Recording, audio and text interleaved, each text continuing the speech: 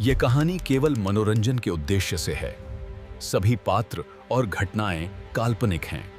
Welcome back to Ahad Tunes, my friend. It's a beautiful morning for a story, isn't it? चमकौली गांव में एक बहुत ही सुंदर बाग था, लेकिन वहां जाने की किसी में भी हिम्मत नहीं होती थी। इसकी वजह बाग के सामने वाली गुफा थी। सब बहुत डरते थे क्योंकि उस गुफा से खौफनाक आवाजें सुनाई देती थीं। एक दिन रांझा बोला, मैं इस गुफा का सच जानकर रहूंगा। अगली सुबह रांझा की लाश गुफा के बाहर मिली। गांव में सन्नाटा और डर छा गया। गांव में धन्नो की दो बेटियां थीं, रीमा और सीमा। दोनों को रंग बिरंगे फूल बहुत पसंद थे, पर बापू उन्हें बाग में जाने नहीं देते थे। एक सुबह बापू शहर चले गए। रीमा बोली, आज हम बाग जाकर सच जानेंगे। सीमा थोड़े डर के साथ हाँ में सिर हिलाती है। वो दोनों बाग की तरफ जाने लगी। रास्ते में एक आदमी ने उन्हें रोकते हुए कहा, वहां मत जाओ, गुफा में जिन्न रहता है, वह तुम्हें दोनों को मार देगा। रीमा बोली, हम तो सिर्फ फूल देखने जा रहे हैं। दोनों गुफा के बाहर पहुंची। तभी एक औरत हाथ में फलों की टोकरी लिए सामने आ गई और बोली, गुफा में जिन्न रहता है, अंदर मत जाना। सीमा घबराकर बोली, मैं नहीं जाऊंगी। रीमा ने कहा, मैं जाऊंगी। रांझा भैया की मौत का सच जानना है। और वह अकेली गुफा के अंदर चली गई। रीमा ने गुफा में कदम रखा ही था कि अचानक एक कराहती हुई आवाज गूंजी, मैं जिन्न हूं, मेरी मदद करो, मैं तहखाने में बंद हूं, मुझे आजाद करो। रीमा घबरा गई, पर हिम्मत करके मशाल उठाई और तहखाने की सीढ़ियां उतर गई। जैसे ही वह नीचे पहुंची, असली जिन्न उसके सामने आ गया। वह बहुत बड़ा और भयानक था, लेकिन उसकी आवाज में दर्द था। मैं बुरा नहीं हूं। एक लालची औरत ने मुझे यहां कैद किया है। वही औरत हर किसी को यहां आने से मना करती है। मैं लोगों को आवाजें देता हूं, लेकिन कोई नहीं सुनता। उस औरत की झोपड़ी में एक चमकदार जादू का फल है। उसी फल से मेरी आजादी मुमकिन है। रीमा हैरान रह गई। उसे तुरंत समझ आ गया कि वही बूढ़ी औरत जिसने रास्ते में उसे रोका था, असल में वही जिन्न को कैद करने वाली लालची औरत थी। रीमा रात होते ही उस औरत के घर में गई। औरत के सो जाने पर रीमा ने चमकदार फल उठा लिया, लेकिन फल हाथ में लेते ही वह तोता बन गया। रीमा यह देखकर हैरान रह गई। वो तोता और रीमा गुफा की तरफ चल पड़े। गुफा में पहुंचते ही तोता अचानक गायब हो गया और सामने जिन्न प्रकट हो गया। बहुत खुश होकर बोला, रीमा, उसी जादुई फल में मुझे कैद किया गया था। तुमने मेरी आजादी बचाई है। बताओ, तुम्हें क्या चाहिए? एक इच्छा, जो भी कहोगी मैं पूरी कर दूंगा। रीमा ने मुस्कुराकर कहा, मुझे कुछ नहीं चाहिए, बस ये बाग हमेशा हरा भरा रहे। जिन्न ने सिर हिलाकर कहा, तथास्तु, और वो गायब हो गया। उस दिन के बाद उस गांव में कभी कोई नहीं डरा।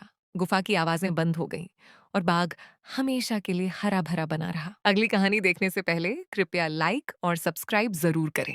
कहानी है भूतनाथ गांव की।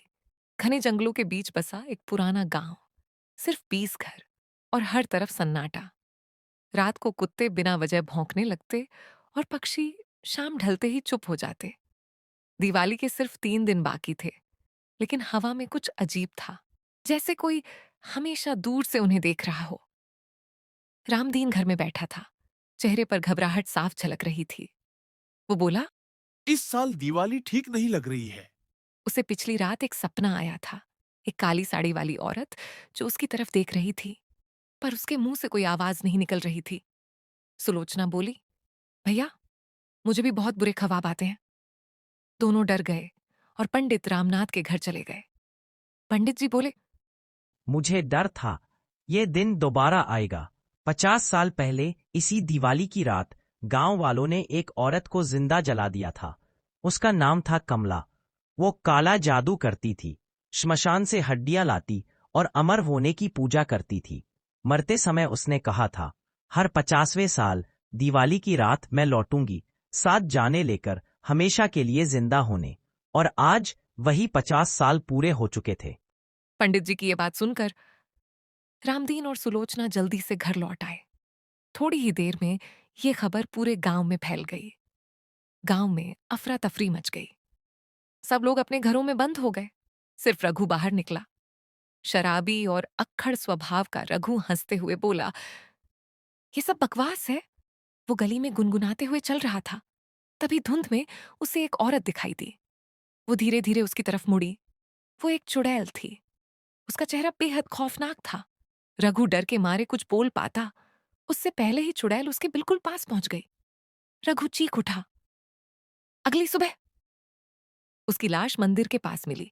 गांव वाले समझ गए, पंडित जी जो कह रहे थे वो सच था। गांव के सारे बड़े आदमी इकट्ठे हुए। रामदीन बोला, अब हमारा क्या होगा? पंडित जी ने कहा था, वो सबको मारकर ही रुकेगी। हर रात लाशें मिलेंगी। हमें कुछ तो उपाय करना पड़ेगा। सब सोच में पड़ गए। आखिर क्या किया जाए? उस रात रामदीन अपने कमरे में सो रहा था। अचानक उसे किसी के पुकारने की आवाज आई। दरवाजा खोलो रामदीन, दरवाजा खोलो। वो नींद में उठकर दरवाजे की तरफ बढ़ा, लेकिन तभी उसे पंडित जी की बात याद आ गई। आज की रात कोई भी आवाज सुनकर दरवाजा मत खोलना। रामदीन ठिठक गया। आवाज फिर आई, धीमी मगर और डरावनी। अब वो समझ गया, ये किसी इंसान की नहीं, कमला की आवाज थी। उसका पूरा शरीर कांप रहा था। दिल तेजी से धड़क रहा था। वो अपने बिस्तर पर बैठ गया, आंखें बंद कर ली और बस सुबह होने का इंतजार करने लगा। सुबह की पहली किरण के साथ ही रामदीन भागता हुआ मंदिर की ओर गया। मंदिर के दरवाजे पर पंडित जी आरती से लौट रहे थे। रामदीन को इतना घबराया देखकर पंडित जी सब समझ गए। उन्होंने उसे पास आने से पहले ही रोक लिया और बोले, क्या हुआ कल रात? पंडित जी, वो चुड़ैल कमला मेरे घर आ पहुंची थी। मुझे आवाजें दे रही थी, कह रही थी, दरवाजा खोलो रामदीन। मैं कुछ नहीं कर सकता, पर मैं कमला से मंत्रों की ताकत से बात कर सकता हूँ। अगर वो खुद इच्छा से गांव छोड़ दे तो हो सकता है वो चली जाए। ऐसा होने पर कोई भी उसे जबरन नहीं रोक सकता। चलिए उसे गांव से दूर किसी वीरान जगह पर ले जाते हैं। वहां जाकर मैं उससे कहता हूँ और मंत्रों से उसे मनाने की कोशिश करूंगा। रामदीन और पंडित गांव के किनारे काली सुनसान जगह पर पहुंचे। पंडित ने आंखें बंद की और कुछ मंत्र पढ़ने लगे। कुछ ही पल में तेज हवा चलने लगी। चारों ओर धुआं सा छा गया और वहीं चुड़ैल कमला उनके सामने आ खड़ी हुई। पंडित ने ऊंची आवाज में कहा, कमला, इस गांव को छोड़ दो। रामदीन का पीछा करना बंद करो। इतना सुनते ही चुड़ैल जोर से हंसी और उसका रूप बदलने लगा। वो उसी बूढ़ी औरत के रूप में आ गई जिसे कभी रामदीन और गांव वालों ने जिंदा जला दिया था। बूढ़ी कांपती हुई आवाज में बोली, रामदीन, भूल गए क्या? तुम लोगों ने ही मुझे जलाया था। हाँ, मैं गलत थी, मैं जादू करती थी, लेकिन मुझे समझने की कोशिश किसी ने नहीं की। तुम लोगों ने मुझे जिंदा जला दिया। रामदीन सर झुका देता है। काफी देर मेहनत के बाद वो चुड़ैल अपनी गलती स्वीकार कर लेती है और रामदीन को माफ कर देती है। इस तरह वो चुड़ैल वहां से गायब हो जाती है और फिर कभी ना आने का वादा करती है। इसी तरह गांव फिर से खुश हो जाता है। इस कहानी के लिए एक लाइक और सब्सक्राइब तो बनता ही है, प्लीज कर दें। पूरा नाम का एक छोटा सा गांव था। दिन में ये गांव हमेशा जिंदा रहता था। बच्चों की हंसी, लोगों की बातें, सब कुछ सामान्य। लेकिन जैसे ही रात होती, रामपुरा बदल जाता। आसमान से बिजली गरजती, तेज हवा चलती और बारिश बहने लगती। लोग अपने घरों में बंद हो जाते और पूरा गांव एकदम चुप हो जाता, जैसे जिंदगी अचानक रुक गई हो। उसी रात दो दोस्त, रवि और मोहन, गांव के पास वाले जंगल से गुजर रहे थे। रात गहरी थी और उन्हें रास्ता मिल नहीं रहा था। बारिश लगातार बरस रही थी और उसके साथ साथ उनके कदम भी भारी होते जा रहे थे। चलते चलते वो दोनों रुक गए। रवि ने कहा, मुझे लगता है हम गलत जगह आ गए हैं। मोहन बोला, अरे तू ज्यादा सोच रहा है, बस चल, ये जंगल खत्म होने ही वाला होगा। तभी पेड़ों के बीच से एक अजीब सी आवाज आई, जैसे कोई उन्हें देख रहा हो। रवि ठिठक गया, लेकिन मोहन बोला, डर नहीं, कुछ नहीं है। कोई जानवर होगा। चल आगे चलते हैं। थोड़ी ही दूर चलने के बाद रवि ने कहा, आगे एक लाइट दिख रही है, शायद कोई दुकान हो। दोनों उस तरफ बढ़े। लाइट वाकई एक पुरानी चाय की दुकान से आ रही थी। दुकान पुरानी थी और आधी टेढ़ी। ऊपर लिखा था लाल चाय घर, सन 1965। मगर चारों ओर जले हुए पत्तों और मिट्टी की अजीब सी बदबू थी। तभी अंदर से एक बुजुर्ग आवाज आई, बेटा, चाय पियोगे?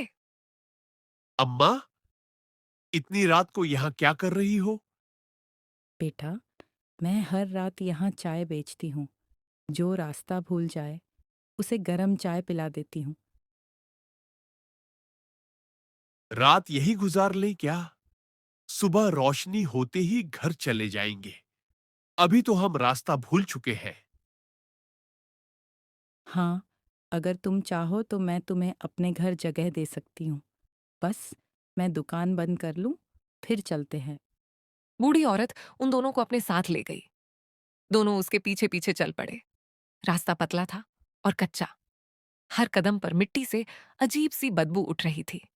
हवा में ठंडक थी, जैसे कोई उन्हें देख रहा हो। कुछ देर बाद वो एक पुराने मकान के सामने रुके। दरवाजा आधा खुला था। अंदर घुप अंधेरा। अंदर धूल जमी थी, मकड़ी के जाले थे और दीवारों पर पुरानी तस्वीरें टंगी थीं। बूढ़ी औरत बिना कुछ कहे उन्हें अपने पीछे पीछे ले जा रही थी। वो दोनों चुपचाप चलते रहे और थोड़ी देर बाद वो उन्हें एक कमरे में ले गई, जो पुराने जालों से भरा हुआ था। उन्हें वहां छोड़कर वो खुद वापस बाहर चली गई। मुझे कुछ अजीब लग रहा है। देख, ये घर कितना पुराना है और वो बूढ़ी औरत भी कुछ अजीब सा व्यवहार कर रही है।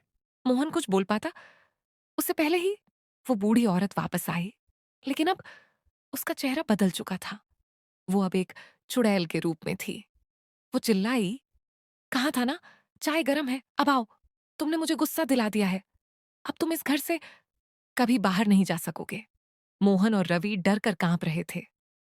चुड़ैल की चीख पूरे घर में गूंज रही थी।